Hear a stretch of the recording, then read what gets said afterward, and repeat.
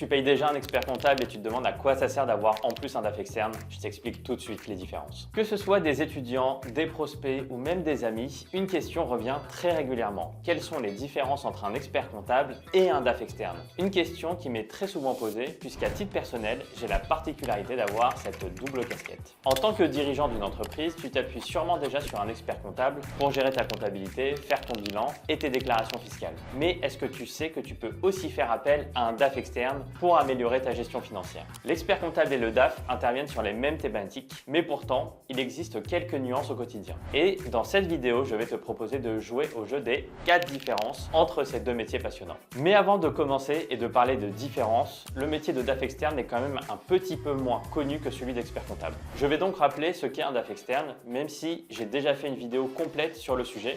N'hésite pas à aller la voir pour plus de détails. Tout d'abord, DAF, ça veut dire directeur ou directrice administratif et financier. Alors pourquoi externe? Eh bien, tout simplement car il n'est pas salarié de l'entreprise, il intervient en tant que prestataire externe, soit sur une mission récurrente d'accompagnement, soit sur une mission ponctuelle. Un DAF externalisé est donc particulièrement adapté aux startups TPE et PME qui n'ont souvent ni les besoins ni les moyens d'avoir un DAF à temps plein. Donc l'expert comptable et le DAF externe sont tous les deux indépendants. Pour l'un comme pour l'autre, tu devras faire appel à un service extérieur. Sauf, disclaimer, chez Mindset Finance, j'en profite pour te dire que nous avons la particularité d'être DAF externe, mais aussi expert comptable. Je pose ça là. Maintenant que tu as compris les bases, quelles sont les différences entre un expert comptable et un DAF externe? La première différence, c'est que l'expert comptable appartient à une profession réglementée. Cela veut dire qu'il faut obtenir un diplôme, le diplôme d'expertise comptable, et être inscrit auprès de l'ordre des experts comptables pour pouvoir exercer ce métier. A l'inverse, le métier de DAF externe est ouvert à tout le monde. Aucun diplôme spécifique n'est requis, ni aucun ordre ou institution ne régit cette profession.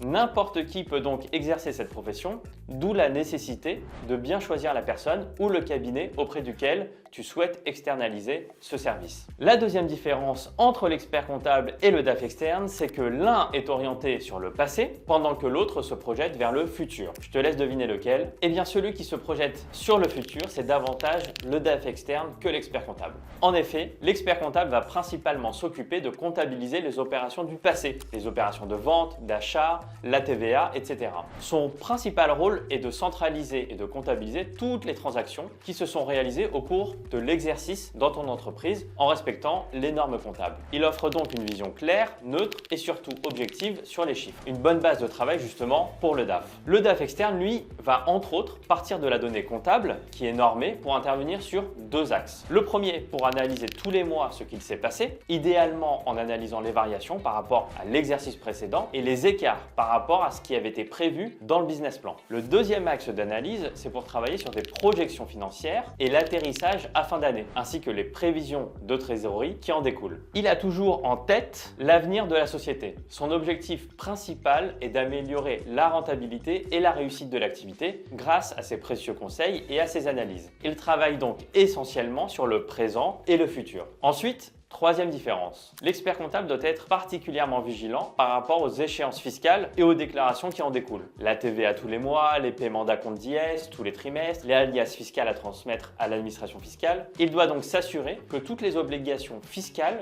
sont bien respectées en temps et en heure. C'est un travail minutieux qui demande une attention particulière et une gestion du planning extrêmement rigoureuse. Le DAF externe, en revanche, lui, n'est pas soumis à ces échéances légales. Cependant, il doit établir son reporting et ses analyses en tenant compte des propres échéances de ses clients en termes de board d'investisseurs ou de réunions du COMEX. Et parfois, ces échéances sont beaucoup plus courtes que les échéances pour déclarer la TVA. Cela nécessite donc une bonne organisation et une bonne communication justement entre le DAF externe et l'expert comptable. Et si l'expert comptable calcule et déclare la TVA, c'est le rôle du DAF externe de bien anticiper les besoins financiers de l'entreprise en planifiant des flux de trésorerie et en s'assurant que l'entreprise dispose toujours des fonds nécessaires pour ses opérations courantes et ses projets futurs. Enfin, dernière différence, l'un a beaucoup de dossiers, l'autre intervient régulièrement chez ses clients. L'expert comptable gère souvent un grand nombre de dossiers pour divers clients. Il jongle avec plusieurs entreprises à la fois, ce qui peut limiter son temps et son contact direct avec le client. Généralement, un collaborateur peut avoir à gérer entre 30 et 40 dossiers, parfois plus, de sociétés de taille très différentes, de l'entrepreneur individuel à la société commerciale commercial en passant par les BNC, les SCI et toutes les autres formes juridiques. Le DAF externe, de son côté, intervient régulièrement chez ses clients. Il s'implique de manière plus intensive et personnalisée, travaillant souvent directement avec l'équipe de direction pour mettre en place des stratégies financières efficaces. Il aura un nombre de clients naturellement plus limité, généralement entre 5 et 6 maximum. Sa position est beaucoup plus interne et il a une connaissance plus approfondie de l'entreprise, qu'il s'agisse de son business model,